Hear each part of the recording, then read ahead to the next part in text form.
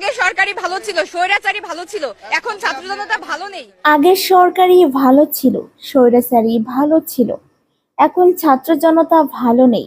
আপনারা এখনো পর্যন্ত যে কার্যক্রম করছেন খুবই দ্রুত আপনাদের মুখোশ টেনে খোলা হবে। আপনারা প্রস্তুত হন। এবার সমন্বয়ক এবং তরুণ উপদেষ্টাদের কঠিন হুমকি দিলেন সাধারণ এক শিক্ষার্থী। কোটা আন্দোলন থেকে রাষ্ট্র মেরামতের কাজ সবগুলোতে সফল ছিল ছাত্র সমন্বয়করা। বর্তমানে রাষ্ট্র পরিচালনা করছে ছাত্ররাই।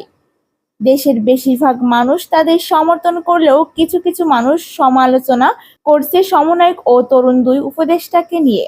সবশেষ উপদেষ্টাদের ইংরেজি কথা বলতে না পারার কারণে সমালোচনা হয়েছে। এবার সমন্বয়ক এবং উপদেষ্টাদের হুমকি দিলেন এক তরুণী। এক ভিডিওতে দেখা যায় সমন্বয়কদের কঠোর সমালোচনা করছেন সেই তরুণী। তিনি বলেন, আগের সরকারই ভালো ছিল, স্বৈরাচারী ভালো ছিল, ছাত্র জনতা এখন ভালো নেই। তারা তাদের কি কি পরিকল্পনা বাস্তবায়ন করছে, সংখ্যালঘুদের নির্যাতন করছে। তাছাড়া ২০ তারিখের পর থেকে তাদের মুভমেন্ট এখনো পরিবর্তন হয়নি। আপনারা এখনো পর্যন্ত যেই কার্যক্রম করছেন খুবই দ্রুত আপনাদের সবার মুখোশ টেনে খুলে ফেলা হবে।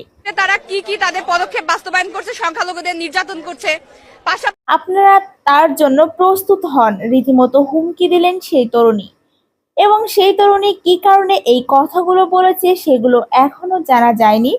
এই ভিডিও ক্লিপটি দেখে বোঝা যায়নি তিনি কোনো রাজনৈতিক দলের কর্মী কিনা।